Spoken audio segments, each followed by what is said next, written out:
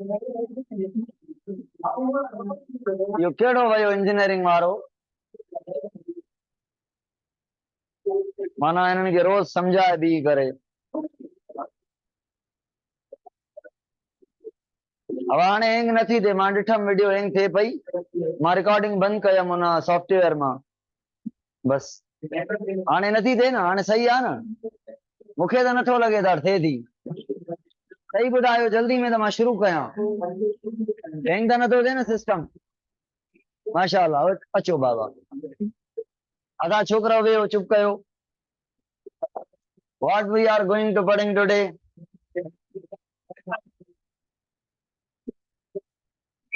अच्छा, हमने पढ़ा था कि अगले साइंटिस्ट ने थ्योरी दी थी, स्लाइडिंग फिलामेंट थ्योरी। कौन सी फिलामेंट किसके ऊपर स्लाइड कर रही है?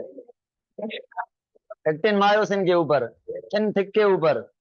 चलो, थिन को एक्टिन कह सकते हैं, मगर असल नाम थिन है, क्योंकि tropomyosin and troponin be there. और थिक फिलामेंट को मायोसिन कह सकते हैं, मगर थिक फिलामेंट कहना सही है, मायोसिन इसका कंपोनेंट है। अच्छा, एक और बात, मायोसिन और एक्टिन में से छोटा बड़ा होने की कैपेसिटी किसके पास है? किसी के पास नहीं, किसी के पास नहीं। एक्टिन ओवरलैप कर रही है, छोटी थोड़ी हो रही है, ओवरलैप कर रही है।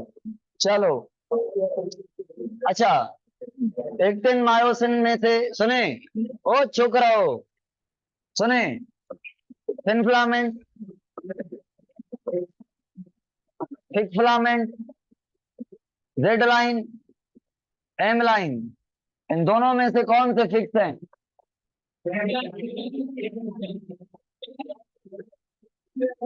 ये दोनों मूव करते हैं, है ना। ये मायोसिन पर थिक फिलामेंट पे क्या करता है? स्लाइड करता है। ये कहां पे आता है? टुवर्ड्स सेम लाइन, यानी सार्कोमेयर छोटा होता है, यानी सार्कोमेयर मोटा होता है, यानी सार्कोमेयर के जो लेंथ है उसमें फर्क पड़ता है, छोटा होता है। बिल्कुल सही। चलो भाई, सारे सार्कोमेयर इकट्ठे काम करते हैं या एक एक सार्कोमेयर अलग अलग? इकट्ठे। वजह क्या है इकट्ठे काम करने की? वजह क्या है? टी ट्यूब्यूल एक ही साथ मैसेज देते हैं, एक ही साथ कैल्शियम रिलीज होता है, पूरे मसल के अंदर सबको मैसेज मिलता है। एक बात सुने, ये मैंने बनाया न्यूरॉन, कौन सा न्यूरॉन पता है? Motor neuron. ये मैंने बनाए इसके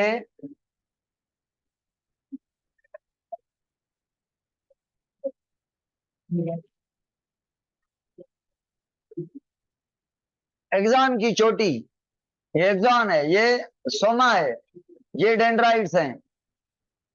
एक एक्सॉन है, ये उसकी ब्रांचिंग है, इनको कहते हैं एक्सॉन टर्मिनल्स। क्या कहते हैं? Axon terminals. अब सुने, ये है मसल। क्या है ये? मसल। ये दूसरी मसल इधर, तीसरी मसल इधर, चौथी मसल इधर, ये पांचवी, ये छठी, ये सातवीं, ये पहली। एक जो ब्रांच है एक मसल को क्या दे रही है? मैसेज इस मसल के किसको दी जा रही है? सार्कोलेमा को। मैसेज का नाम क्या है? Acetyl choline release from the axon terminal, axon की चोटी से। देखें, इधर से जो मैसेज आ रही है ना, वो इलेक्ट्रिकल करंट के फॉर्म में आ रही है इधर तक। कौन से फॉर्म में आ रही है? इधर तक, इधर तक, इधर तक, इधर तक क्या जा रहा है? करंट। अब करंट अगर वायर इधर तक भी वायर हो, इधर तक भी वायर हो, बीच बीच में गैप हो, करंट जंप खाएगा? कनेक्शन बनेगा तो करंट पास होगा ना। तो ये देखें, ये थोड़ी स्पेस है, तो मसल को सीधा करंट नहीं लगता। अगर करंट लगे तो मसल जल जाएगी। समझ आ रही है? मतलब इलेक्ट्रिकल करंट के फॉर्म में मैसेज मसल को नहीं मिलती। तो करंट चोटी तक जाता है, फिर चोटी से केमिकल रिलीज होते हैं। चोटी से क्या रिलीज होते हैं? Acetyl choline chemical. ये इलेक्ट्रिकल इंपल है या केमिकल इंपल है? तो नर्व इंपल इलेक्ट्रोकेमिकल इंपल है। फास्ट इलेक्ट्रो है, स्लो केमिकल है, मगर इम्पल कंसिस्ट ऑफ दोनों फॉर्म, है ना। अब मुझे बताएं, जैसे मसल को मैसेज मिली, एक मसल को मिलेगी या सबको मैसेज मिलेगी? सबको। तो सब काम करेंगी या एक? या काम करेंगी सब, या काम करेगा कोई नहीं। इसको कहते हैं ऑल आर नन रिस्पॉन्स, या ऑल आर नो रिस्पॉन्स, या सारे काम करेंगे या कोई नहीं। तो मैसेज मिलेगा तो सबको मिलेगा या किसी को भी नहीं। तो एक टॉपिक है मोटर यूनिट, दूसरा टॉपिक है motor end plate, there is a फर्क। ये मोटर न्यूरॉन की चोटी मसल के साथ अटैच है। इस मोटर न्यूरॉन की चोटी को कहते हैं, एक चोटी को मोटर एंड, एक चोटी दूसरी तीसरी चौथी पांचवी छठी सातवीं, सात काम करेंगी या नहीं? सब मसल को कॉन्ट्रैक्ट करवाएंगी कि नहीं? अगर 6 ब्रांचेस हैं तो 6 को, 10 हैं तो 10 को, 100 हैं तो 100 को, जितनी मसल हैं सब साथ काम करेंगी। तो सारे मोटर न्यूरॉन के चोटियां, ये मोटर का यूनिट है, सबकी यूनिटी है ना, एक साथ काम करते हैं। एक मोटर एंड प्लेट सारे। एक और बात आप कह रहे होंगे मोटर एंड प्लेट सही समझ में नहीं आई, क्योंकि अभी मैं एक और बात कर रहा हूं, न्यूरो मस्क्यूलर जंक्शन। जंक्शन मतलब जोड़, जहां पे दो चीजें जुड़े, कौन जुड़े? न्यूरॉन और मसल। तो ये जंक्शन, न्यूरॉन भी और मसल भी, मसल की सार्कोलेमा, न्यूरॉन की चोटी, एक्सॉन की चोटी, एक्सॉन का टर्मिनल, एक्सॉन का बल्ब, जो भी कहे। तो न्यूरॉन की चोटी और सार्कोलेमा को मिला के कहेंगे न्यूरोमस्क्यूलर। अगर इधर से भी न्यूरॉन इधर से भी न्यूरॉन आपस में अटैच हैं तो इंटरन्यूरल जंक्शन। मगर ये इंटरन्यूरल थोड़ी है, ये न्यूरोमस्क्यूलर है। तो न्यूरोमस्क्यूलर जंक्शन बनाता है कौन, और कितने जंक्शन बनाता है? डिपेंड अपॉन द ब्रांचेस कितनी है। सारे कनेक्शंस को मिला के यूनिट कहेंगे। एक को मोटर एंड प्लेट कहेंगे, इस एक चोटी और मसल के कनेक्शन को न्यूरोमस्क्यूलर जंक्शन। चोटी को मोटर एंड प्लेट, कनेक्शन दोनों के को, दोनों के ज्वाइंट को, जंक्शन को न्यूरोमस्क्यूलर जंक्शन। चलो भाई आगे। स्पेस को सिनेप्टिक क्लेफ्ट कहते हैं, सिनेप्स कहते हैं, सिनेप्टिक क्लेफ्ट। न्यूरोमस्क्यूलर जंक्शन को सिनेप्स भी कहते हैं। सिनेप्स का मतलब ही है जंक्शन, सिनेप्स का मतलब ही है। सिनेप्स दो तरह की है, neuron to neuron, neuron to muscle, interneural, neuromuscular. ठीक है, चलो भाई। हाँ, मैंने पढ़ाया था कि ये है हेड मायोसिन का, और ये है सॉकेट, और ये है कैल्शियम साथ है तो ट्रोपोनिन सी, और ये बना हुआ है ब्रिज कनेक्शन। क्या कहते हैं इसको? एक मिनट, स्ट्रक्चर सही से नहीं बनी।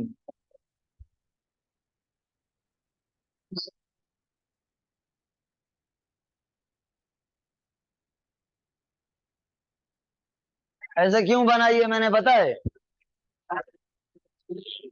अभी देखें,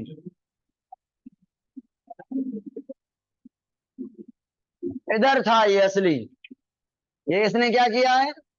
पावर लगाया है। तो ये पावर लगाने से पहले है या बाद? बाद, मतलब मसल ने एक झटका लगाया है। अब आप क्या सोचते हैं कि ये है मायोसिन,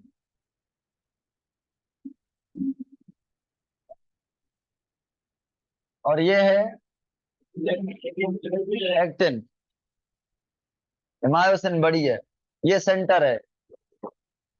एक्टिन को इधर तक पहुंचाने के लिए एक ही धक्का चाहिए या बहुत सारे? पढ़ाया था ये मैंने, नहीं पढ़ाया था? फिर क्यों सही कहा कि बहुत सारे? वेरी गुड, कॉमन सेंस है, आपके अंदर सेंस है कि भाई धक्का कितना है। भाई ये सॉकेट इधर तक आएगा ना, एक धक्के से, एक धक्के से जब ये सॉकेट इसके साथ, ये इसके साथ, ये इसके साथ, ये इसके साथ फिट होगा, सारे धक्का देंगे तो ये सॉकेट आ जाएगा इधर, ये सॉकेट आ जाएगा इधर, ये वाला इधर और ये वाला इधर, ये वाला इधर, ये वाला इधर और ये वाला इधर। समझ आ गई बात? इतनी एक्टिन आगे आ गई, इतनी इतनी एक्टिन आगे गई, एक सॉकेट आगे गई। अब ये सॉकेट कहाँ आ गया होगा? इधर, ये इधर, ये इधर और ये, सही होगा ना पावर लगाने के बाद? अब ये क्या करेंगे, इधर से टूट के वापस जाएंगे और ये जो सॉकेट है इससे बना हुआ अब किससे बनेगा? पीछे वाले से। ये पीछे वाले से, पीछे वाले से, पीछे वाले से, फिर उसको धक्का देंगे, फिर टूट के पीछे वाले से के साथ ब्रिज बनाएंगे। 1 मिली सेकंड में, 1 मिली सेकंड में, 1 मिली सेकंड में 100 दफा ब्रिज टूट के बनेगी, टूट के बनेगी, टूट के बनेगी, मतलब धक्के लगेंगे।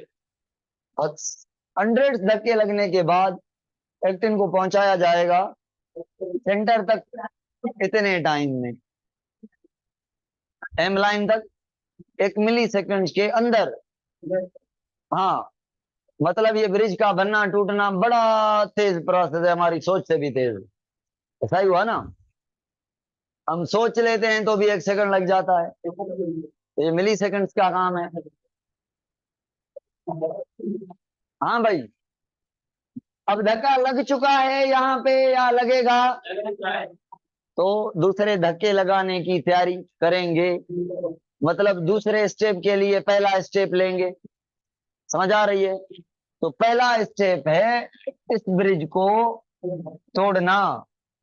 पहला स्टेप है पहले वाली बनी हुई ब्रिज को तोड़ना, मतलब सॉकेट को, इसको खाली करना, सामने वाले के साथ ब्रिज बनाना।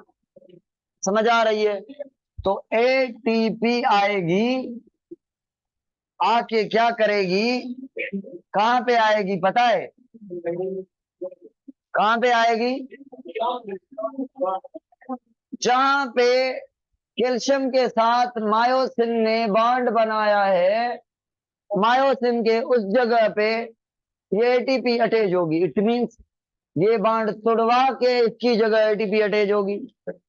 जैसे नहीं पढ़ा आपने कि सर पेप्टाइडल ट्रांसफरेज नाम का एंजाइम होता है राइबोसोम में, याद आ रही है बात? वो क्या करता है सर, ये बॉन्ड जो है ये तोड़वाता है और इसका बॉन्ड इसके साथ जुड़वाता है, फिर ये टीआरएनए खाली, चलो भाई टी साइड पर। एटीपी ने ऐसा ही किया। एटीपी ने कैसा किया?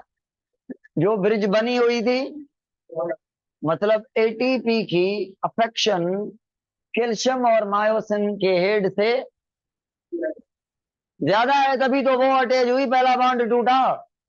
बॉन्ड क्यों टूटता है? जब तोड़ने वाला ताकतवर हो, उसकी चार्ज पहले वाले की चार्ज से हाइड्रोजन क्यों बेचारी को निकाला जाता है? क्योंकि जो हाइड्रोजन की जगह पे बॉन्ड करने आता है वो उससे ताकत वाला बॉन्ड करता है। समझ आ रही है? चार्ज एफिनिटी उसके साथ अच्छी बनती है, तो भाई बॉन्ड टूटा, मतलब ब्रिज टूटी।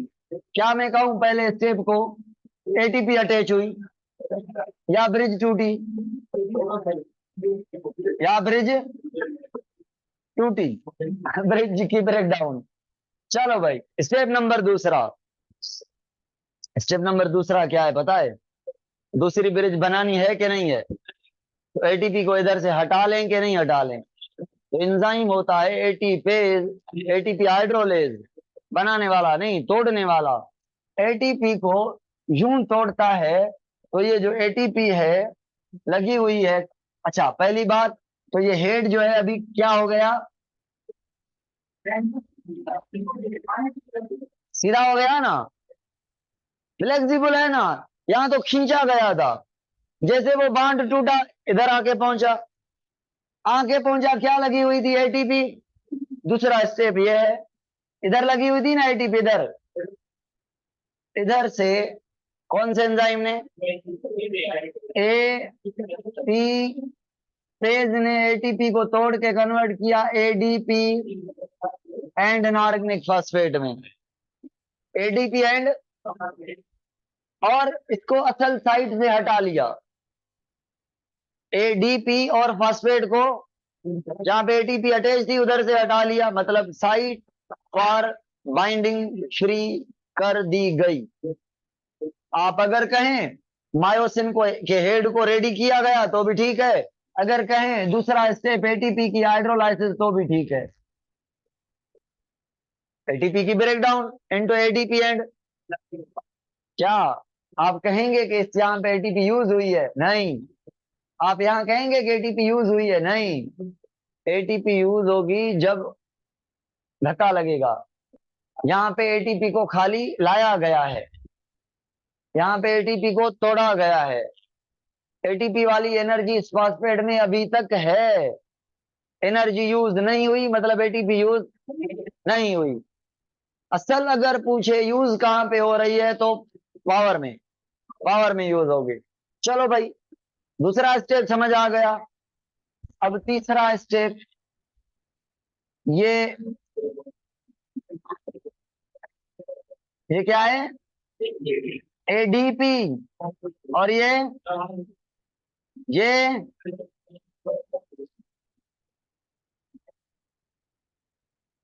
ये वाला,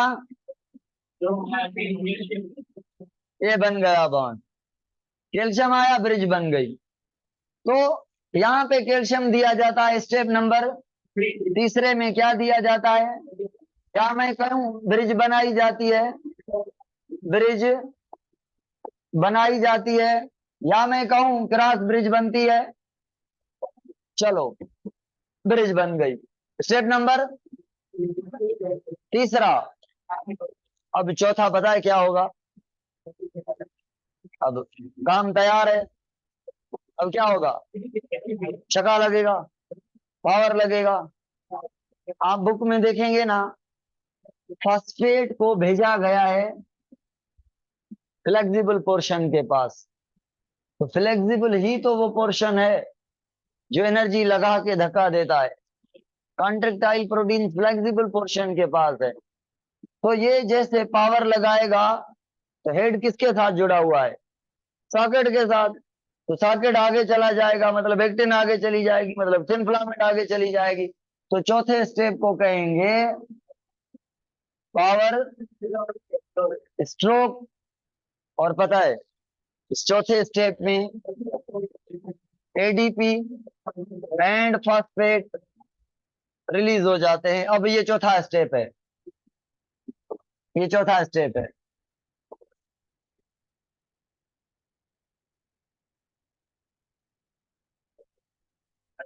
इधर था, ब्रिज इधर बनी थी, देखें अब ये कहां पहुंचा है? इधर, इतनी मूवमेंट करवाई है ये, इधर आके पहुंचा है, इसको कहते हैं ये पावर स्ट्रोक है, धक्का लगा है। सॉकेट इधर था, अब यही सॉकेट किधर है? तो इतनी मूवमेंट हुई है। एक सॉकेट की हुई है या सबकी? मैंने एक की बढ़ाई है, होती तो सबकी है। चलो भाई, ये चार स्टेप समझ में आए। तो जैसे पावर लगा, उस पावर में ये भी रिलीज हो गए। पावर तो लगा, मतलब ब्रिज नहीं टूटी, ब्रिज नहीं टूटी, ब्रिज रिमेन अटैच है। ब्रिज को तोड़ने के लिए अगेन तीसरी साइकिल स्टार्ट करने के लिए एटीपी आएगी, वो अगर यहाँ पे अटैच होगी तो ब्रिज टूटेगी, तो ये वापस आएगा। बात समझ में आई?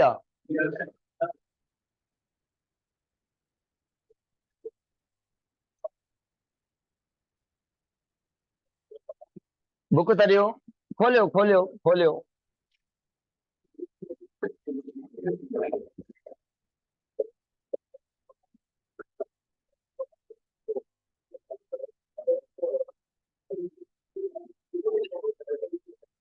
सबसे जो कम्प्लेक्स जॉइंट है ना, कम्प्लेक्स जॉइंट, वो नी जॉइंट है।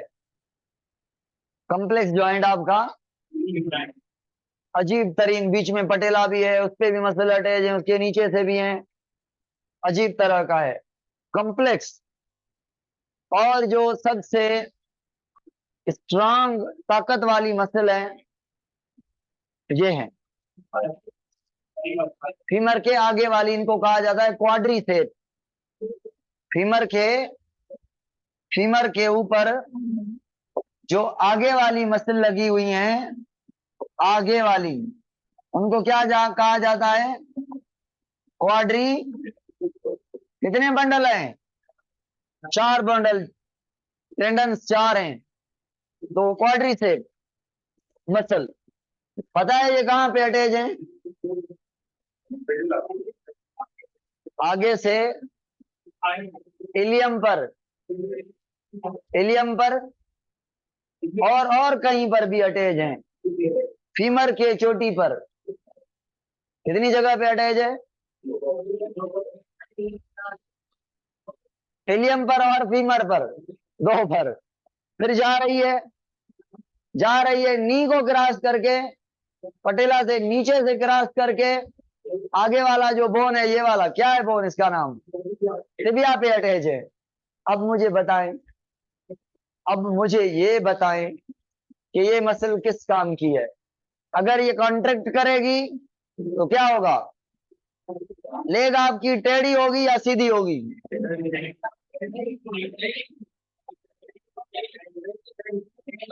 अगर मैं कहूं ये कॉन्ट्रैक्ट करे तो लेग बेंड भी खाएगी, सीधी भी होगी। वो मसल जो जॉइंट को सीधा कर रही है ना, उसको कहा जाता है एक्सटेंसर।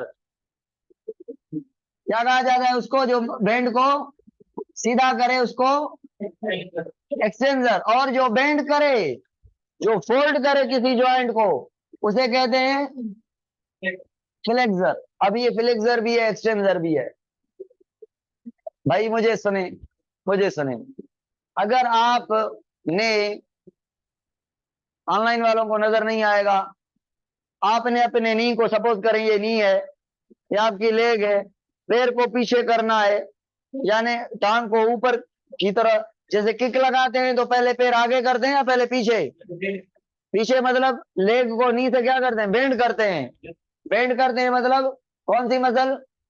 यार ये पीछे वाली होगी ना, ये क्वाड्रिसेप थोड़ी होगी, क्वाड्री तो आगे वाली है ना।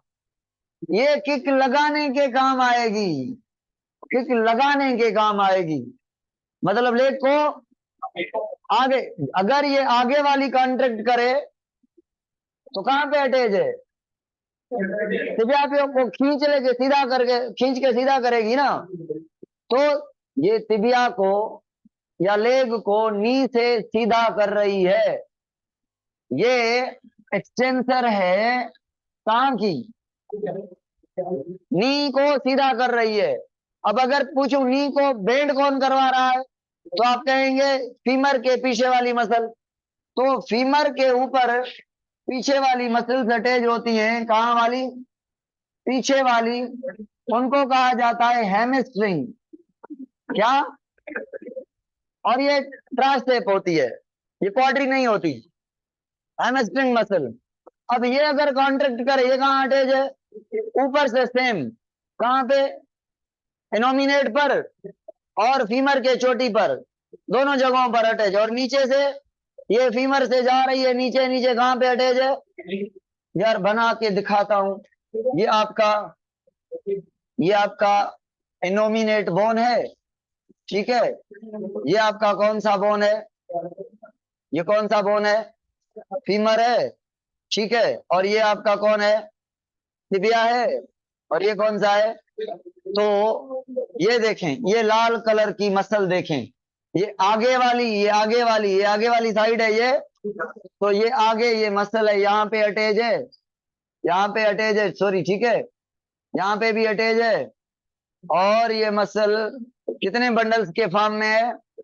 4 बंडल के फॉर्म में है और इसकी टेंडन पटेला से यूं नीचे से क्रॉस, ये पटेला है, इधर इधर ये पटेला है, नीचे से क्रॉस करके जा रही है, इधर अटैच है, ये इसका टेंडन अटैच है, ये कहलाती है क्वाड्रीसेप।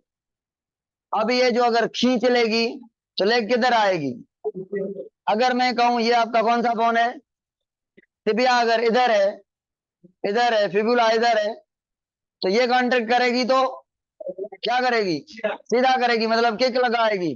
साइकिल चलाना, किक लगाना, घूमने के काम आएगी ना ये। किक के लिए वापस करना पैर को, किक के लिए तैयार करना, बेंड करना, हैमस्ट्रिंग की कॉन्ट्रैक्शन। अच्छा, अगर ये कॉन्ट्रैक्ट करेगी क्वाड्रीसेप तो ये वाली क्या करेगी? तो मसल अपोजिट काम करती हैं, मसल पैर में होती हैं। अगर मैं कह रहा हूं यहाँ पे मसल है बाइसेप, इधर से बाइसेप भी ऊपर से इधर अटैच है शोल्डर पर और नीचे से रेडियस अल्ना पर, और ट्राइसेप भी ऐसे इधर अटैच है और इधर से रेडियस अल्ना पर। तो ये डोले वाली ऊपर और नीचे वाली बाइसेप ट्राइसेप। अगर यूं कर रहा हूं तो ये कॉन्ट्रैक्ट कर रही है, तो कॉन्ट्रैक्ट कर रही है तो इस बोन को खींच के ला रही है ना? पूछूं सवाल? बाइसेप का जो ओरिजिन है वो इधर है और जो इंसर्शन है वो इधर है, क्योंकि ये मूविंग बोन है। और ट्राइसेप का भी ओरिजिन इधर है, और ये किसका काम है जो अभी कर रहा हूं ये वाला? ट्राइसेप का। ये बाइसेप का, ये ट्राइसेप का। बाइसेप ने खींच लिया, ट्राइसेप ने वापस खींच लिया, क्योंकि ट्राइसेप नीचे से लगी हुई है। ट्राइसेप छोड़ेगी तो ये खींचेगी, जब ये खींचेगी तो ये रिलैक्स करेगी, जब ये खींचने लगेगी तो समझ आ रही है? तो दोनों के इंसर्शन कहाँ पे है? पक्का? ओरिजिन कहाँ पे है?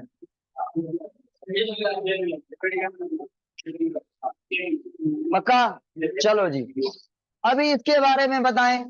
जो हैमस्ट्रिंग है आपकी, हैमस्ट्रिंग ये वाली है, लाल वाली, ये वाली, ये इधर अटैच है कहाँ पे? फीमर पर, इलियम पर। और ये इसके टेंडन है, और ये पीछे से आ रही है थाई बोन में होते हुए, लेग के मसल से होते हुए ये पीछे से अटैच है। ठीक है, तो ये हमारी लेग की, दरवाजा तो बंद करो, मसल है। हाँ भाई, एंटागोनिस्टिक काम है हमारे मसल का। और पता है आम का, और पता है आम का, आम में तो बहुत सारे मसल हैं। एक का तो मैंने जिक्र किया, बाइसेप एंड ट्राइसेप, इसका जिक्र हो गया। अब कुछ और मसल की बात करें। एक सुने, एक मसल होती है जो फ्लेक्सर है। बताएं इन दोनों में से फ्लेक्सर किसको कहेंगे? कांटेक्ट करके फ्लेक्स कर रही है, बेंड करवा रही है। और एक्सटेंसर, इनके ही और नाम है। हाँ, मैंने एक बात छोड़ दी ना यार, कि क्वाड्रीसेप एक्सटेंसर तो है, मगर फ्लेक्सर कैसे है? तो ये जो आर्मी वाली ये वर्जिश है, ये जो मैंने उठाई, लेग कहां से उठाई? इधर से मूवमेंट हुई ना, इधर से मूवमेंट हुई। तो फ्लेक्सर कहां पे फ्लेक्सेशन कर रही है? हिप को बेंड करवाना, नी को एक्सटेंड कर रही है, हिप को बेंड करवा रही है। समझ आ रही है? और अगर मैं कहूं ये हिप इधर मैंने उठा लिया, ये किसने किया? अगर हिप को नीचे करूं तो कौन कर रहा है? हैमस्ट्रिंग। हैमस्ट्रिंग हिप के लिए एक्सटेंसर है और नी के लिए फ्लेक्सर है। समझ आ रही है? बातें समझने की हैं। ब्राकियोरेडियालिस क्या है? ऐसी मसल जो यहां से क्रॉस करके ब्रांच में डिवाइड करके रेडियस पर अटैच हो, बाइसेप को ब्राकियोरेडियलिस कहते हैं। समझ आ रही है? रेडियस पे अटैच है बस, ब्राकियालिस ब्राकियोरेडियलिस ये बाइसेप्स के नाम है।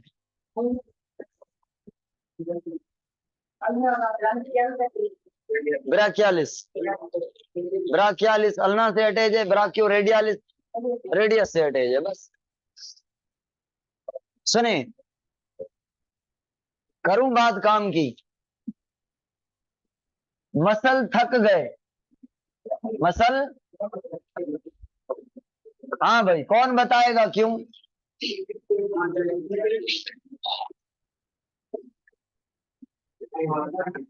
ओवर फंक्शन हार्ड एक्सरसाइज, ज्यादा भागना पोटेंशियल से ज्यादा। जब ज्यादा भागे तो क्या खत्म हो गया? ऑक्सीजन खत्म हो गई तो कौन सी रेस्पिरेशन?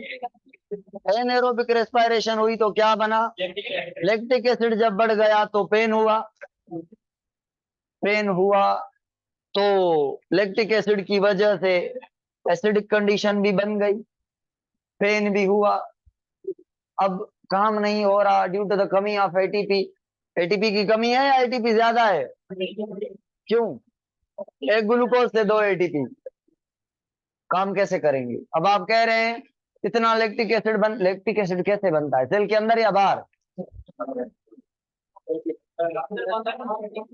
रेस्पिरेशन सेल के अंदर होती है तो लैक्टिक एसिड अंदर बनेगा, मगर जैसे बनेगा सेल निकालता जाएगा बाहर, अंदर साइटोप्लाज्म में छोड़ ही रखेगा। तो मसल के एक्स्ट्रा सेल्यूलर स्पेस में लैक्टिक एसिड जमा होता है, प्रोड्यूस अंदर होता है, मगर सेल, अगर सेल अंदर रखें तो सेल हैज गॉन, सेल बाहर निकालते हैं क्योंकि वेस्ट है। बाहर से कोई ले जाए ना, कोई नहीं लेके जाता, ब्लड नहीं लेके जाती, अगर ले भी जाए तो किडनी को फेल करेगा, इसलिए कोई नहीं ले जाता, वजनी भी है। तो सेल के बाहर जाके, अभी ये इतनी मसल्स हैं, ये मसल्स हैं, इससे इससे इससे क्या प्रोड्यूस हुआ है? सबका लैक्टिक एसिड सब सेल से निकल के बॉटम ऑफ द मसल में आके एक्यूमुलेट होगा लैक्टिक एसिड, फिर अच्छा सा पेन होगा। 1-2-3 घंटे लग जाएंगे काम करने के बाद, आहिस्ता आहिस्ता सेल से निकलेगा निकलेगा, बहता बहता बहता बॉटम ऑफ द मसल में आएगा, दर्द करेगा, हाय इधर दर्द है इधर दर्द है। जैसे लड़ने के टाइम डंडा लगता है या भागने के टाइम कुछ नहीं होता, वर्जिश के टाइम कुछ नहीं होता, और एक्सरसाइज करने के से कुछ नहीं होता, और ओवर एक्सरसाइज करने के 1 घंटा बाद पता चलता है कि हाँ यार कुछ ज्यादा हो गई है ना, कुछ ज्यादा हो गई, नहीं करनी चाहिए थी, दर्द पड़ेगा। तो अब भाई इसका इलाज क्या है? एक तो पेन किलर ले लें ताकि पेन तो कम हो, दूसरा सांस ले लें बड़ी बड़ी लंबी लंबी ताकि ऑक्सीजन जाए, तो ऑक्सीजन क्या करेगी? आपके लैक्टिक एसिड को वापस कन्वर्ट कराएगी पायरुविक एसिड में, फिर पायरुविक एसिड जाएगा लिंक रिएक्शन में, क्रेब्स साइकिल में, ईटीसी में, आहिस्ता आहिस्ता 1-2-3 दिन लगेंगे, आपका लैक्टिक एसिड खत्म, मसल फटीग खत्म।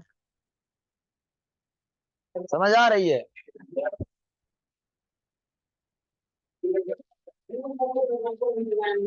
स्मूथ मसल में भेदा, स्मूथ मसल के पास ना ट्रोपोनिन प्रोटीन नहीं होती, इसलिए क्रॉस ब्रिज सही नहीं बनती, उसकी वजह से कॉलमोड्यूलिन प्रोटीन होती है। अब ये कहेंगे, ये नहीं कहेंगे कि कॉलमोड्यूलिन क्यों है, क्योंकि ये तो पुरानी है, ये तो पहली है, पहली स्मूथ मसल है, तो पहले मसल के पास ये होती थी कॉन्ट्रेक्शन करने के लिए।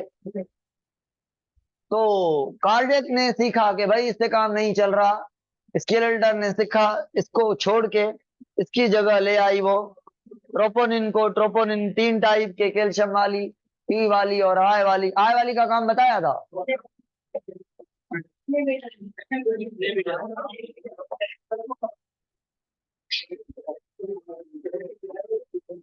अरे छाए मुझे न कहे।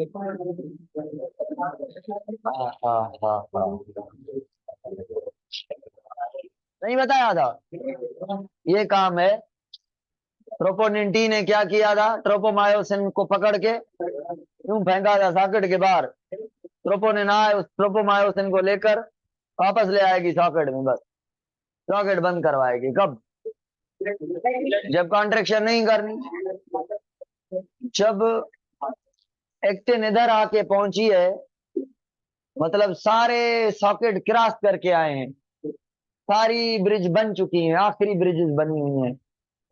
अब अगर ये ब्रिज टूटेगी और ट्रोपोनिन आएगी, सॉकेट में पड़ जाएगी, तो बताएं। अच्छा, मैंने क्या कहा? ब्रिज टूटेगी तो ट्रोपोमायोसिन आएगी ना सॉकेट में, ऐसे कैसे आ सकती है? इट मीन्स रिलैक्सेशन करने के लिए भी एटीपी चाहिए।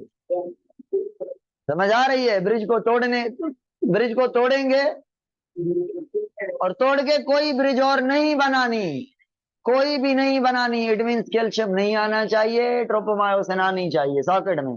तो ये कौन लाएगा? कैल्शियम को इनहिबिट करना, ट्रोपोमायोसिन को सॉकेट में बुलाना, सॉकेट को बंद करना, ट्रोपोनिन आएगा, ये काम है।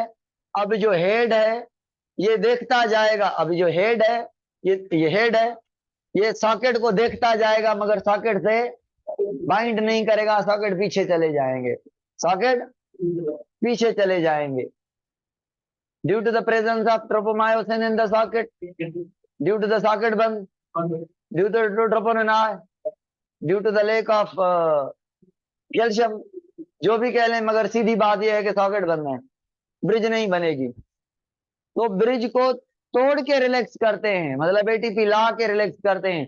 कोई आदमी मर जाता है, मरने के बाद उसके पार्ट्स जिधर होते हैं, ऐसे सोया पड़ा है ऐसे, उसके पार्ट्स उधर ही होते हैं, आंखें बंद नहीं करते तो खुली की खुली रह जाती हैं। तो हम कहते हैं इसको अजाब है, ये है या वो है। इसका बायोलॉजिकल रीजन ये है कि उसके मसल कॉन्ट्रेक्शन में थे, एट दैट टाइम इसकी डेथ हुई इधर। अगर आम इधर है तो मसल कॉन्ट्रैक्ट नहीं है क्या? कौन सी है? बाइसेप। इधर है तो भी कॉन्ट्रैक्ट है, कौन सी? इधर है तो भी कॉन्ट्रैक्ट है, इधर है तो भी, इधर है तो भी कॉन्ट्रैक्ट, कोई ना कोई कॉन्ट्रैक्ट है। तो बॉडी का पार्ट जिधर पड़ा है उधर डेथ हो रही है, अब वो पार्ट उधर ही पड़ा है, सीधा नहीं हो रहा, क्योंकि मसल कॉन्ट्रेक्शन में थी, डेथ हो गई थी। और एनर्जी चाहिए एटीपी, डेथ के बाद तो थोड़ी मिलेगी। डेथ के बाद एटीपी नहीं मिलेगी मतलब मसल रिलैक्स नहीं करेगी, मतलब वो पार्ट सीधा नहीं होगा। असल रीजन ये है, इसको कहते हैं रिगर मॉर्टिस। क्या कहते हैं? मरने के बाद मसल का खींच के रहना, मसल का रीमेन कॉन्ट्रेक्शन में रहना after death due to the कमी ऑफ एटीपी। समझ आ रही है?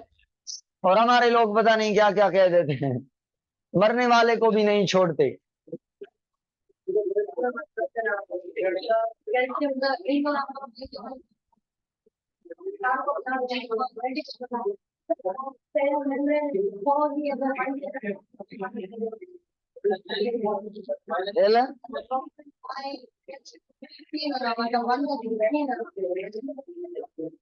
अदा छोकराओ, ये कह रहा है कि कैल्शियम वापस कैसे जाएगा? निकाल पहचानो, कैल्शियम वापस कैसे जाएगा? Active passive?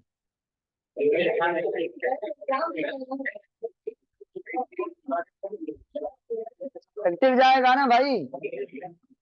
एंडोप्लाज्मिक रेटिकुलम में 100% बड़ा भरा पड़ा था, रिलीज हुआ है, थोड़ा रिलीज हुआ है, चलो ज्यादा रिलीज हुआ है, भले 100% बैक करना है ना, तो एक्टिव चुन चुन के सारे को वापस करना है ना। एक्टिव रीअब्जॉर्प्शन होती है कैल्शियम की from actin to the endoplasmic reticulum, या from myofibril to the ER, from sarcomere to the ER, from cytoplasm to the ER, जो भी कह लें। अब जब नर्व इम्पल आ जाए, कॉन्ट्रेक्शन के लिए इम्पल आती है, तो रिलैक्सेशन के लिए इम्पल नहीं आती होगी क्या? मैं बोल रहा हूं, भाग रहा हूं, भागने को रोकना है, पुशअप कर रहा हूं, थक गया हूं, दिमाग मेरा कहेगा कि रुको, तब मैं रुकूंगा ना। जब मेरा दिमाग कहेगा नहीं एक और करना है, एक और करना है, तब मैं नहीं रुकूंगा। गिर जाऊं वो अलग बात है, दिमाग मेरा नहीं छोड़ रहा था भाई, करना है। या ऊपर से डंडा लेकर फौजी कोई खड़ा था, करो भाई, भर्ती के लिए गए थे ना, करो भाई 20 करके दिखाओ, 19 पर गिर गए, वो अलग बात है। दिमाग ने नहीं कहा चुप करो। समझ आ रही है बात? तो इनहिबिशन कैसे होती है कैल्शियम की? जब दिमाग मैसेज दे दे के रिलैक्स करो भाई, बहुत हो गया, इससे आगे आपसे नहीं होगा, ये काम बंद करो। तो कैल्शियम उस मैसेज पे वापस जाता है, उसी मैसेज पे ट्रोपोनिन आ अपने आप को बड़ा समझ के ट्रोपोनिन सी को यूं धक्का देता है, ट्रोपोनिन टी को आई मीन ट्रोपोमायोसिन को लेके आता है। अब करो मुकाबला, ट्रोपोनिन आ एक जरदारी सब पे भारी, एक ट्रोपोनिन आ दोनों को हिला के रख देता है। चलो भाई, इतने छा पढ़ाया भाई माँ। हाँ, मसल फटीग एक बीमारी है।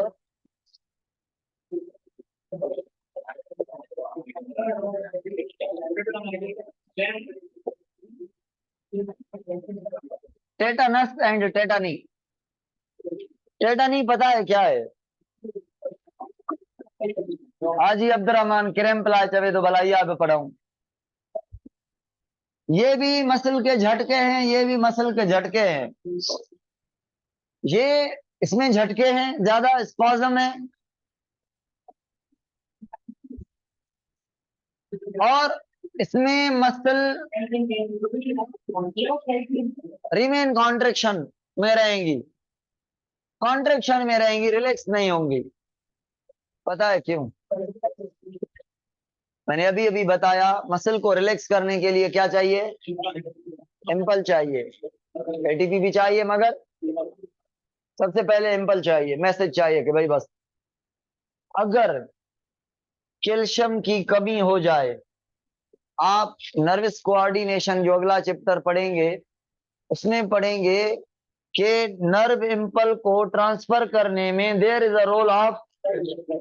अगर कैल्शियम कम हो गया तो वो रिलैक्सेशन वाली इम्पल नहीं आएगी, क्योंकि जो मसल है, जो नर्व इम्पल है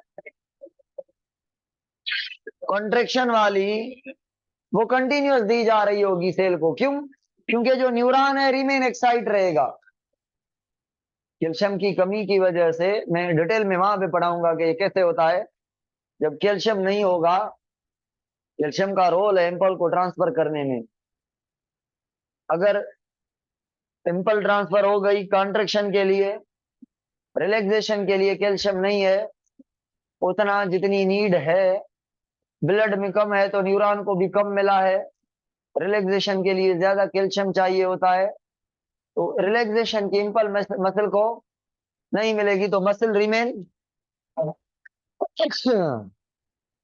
अल्हम्दुलिल्लाह रिमेन कॉन्ट्रेक्शन में। कल ॿुधायो हूंदो ॻाल्हि, ॿुधो। हाँ न न, ॿी ॻाल्हि ॿुधायो हूंदो, खिलण वारी आहे, आखिर में ॿुधायो हूंदो। दादा क्या कह रहे थे हम? ये नर्व इम्पल नहीं आ रही, किसके लिए? कैल्शियम की वजह से, रिलैक्सेशन के लिए। तो न्यूरॉन भी रिमेन कॉन्ट्रैक्ट स्टेट में है, और मसल भी रिमेन कॉन्ट्रैक्ट स्टेट में है। समझ आ रही है? ये टेटनी है। क्या मैं कहूं? हाइपोकैल्सीमिया की वजह से और हाइपोमैग्नीशियम की वजह से भी, हाइपोपोटेशियम की। अले छा थी वियो आहे? काशे नक में अटके थी मूंखे, नक में वेंदुमि, नक खे साफ़ कंदुमि, पोइ न मां जान छुटदी। अलाए छा आहे अहिड़ो कुझु, नक जी एलर्जी आहे, एक्स्ट्रा धूड़ काथे लॻी वञे न, मिटी डस्ट, पोइ माना मां सुक थी वियुमि। हिते हिननि खे चवां थो हे भले छा छा पइजी वियो आहे, उहो बि सम्झनि ई कोन था। गंद बि पियो आहे न हे। ॿियो वरी रस्ते में जेको अचूं था, उहो चवे पियो ॻाल्हि ॿुधाए छॾियां, वरी मां विसरी वञे। कपिल शर्मा गुजरात शॉट अची वियो, ॿुधाए पियो निछ ते ॿुधाए पियो, वॾो निभाॻो आहे 1 नंबर जो, भलो माण्हू आहे, खिलाए थो माण्हुनि खे।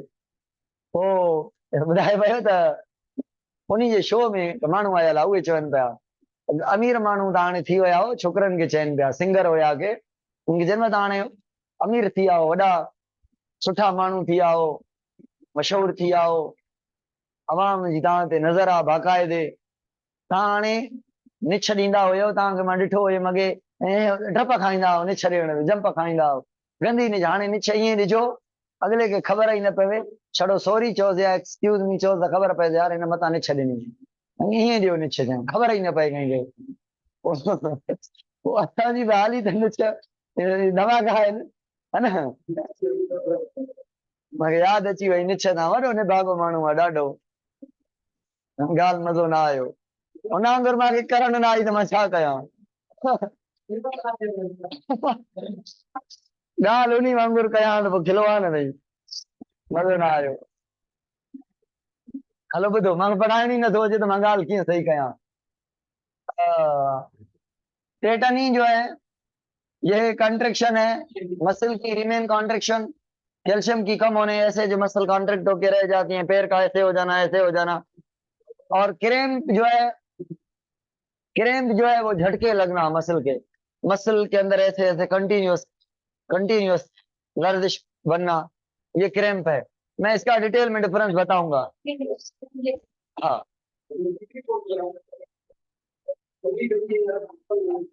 शिवरिंग इसकी वजह से होती है, गिडरी जगह पौंदी है इसकी वजह से होती है। गिडरी समझो था, पैर वारी विच वारी रग छिकजी वेंदी, आङिरियूं हीअं हीअं थी वेंदियूं, दर्द थींदो, आड़े आड़े हीअं हीअं करे मस वञी सिधो कंदा। हाँ, अलाए छा थो चयां। हाँ, ओल्ड वारनि में कैल्शियम जी कमी आहे न भाउ, स्पेशली फीमेल के, प्रेग्नेंट फीमेल के ज्यादा थींदी आहे। प्रेग्नेंट फीमेल के ज्यादा थींदी आहे त ॿार जे लाइ बि त कैल्शियम खपे, सॼो उहो खई वञे थो। जेका मां खीर पीआरे थी पंहिंजे ॿार खे, उनखे बि थींदी आहे ज्यादा, सॼो कैल्शियम खीर में ॿार ॾे वञे थो त माउ खे त थींदी न कैल्शियम जी कमी, त उन माउ खे बि खीर पीअणु घुरिजे, सूफ वग़ैरह खाइणु घुरिजनि ॾाढा, गोल्डन सूफ है हो, बनाना खीर हर शय। बुधो वाला, टेटनस जो है ये बैक्टीरियल डिसऑर्डर है, ये इन्फेक्शन है। टेटनस टॉक्सिन्स की वजह से होता है, टॉक्सिन्स बैक्टीरिया पैदा करती है, ये टॉक्सिन की वजह से नहीं होते दोनों, ये न्यूट्रिशनल है, स्पेशली कैल्शियम। और ये toxin bacteria clostridium tetani bacteria का नाम है, वो अफेक्ट करती है। कैसे, कब, कहाँ, क्यों पढ़ेंगे भाई, आज के लिए काफी है। ये चैप्टर आपका टेस्ट में है, मैंने टेस्ट बना लिए 50 एमसीक्यूज, बड़े ताकत वाले एमसीक्यूज बनाए हैं, 50 अभी बनाए हैं और बाकी बनाऊंगा 18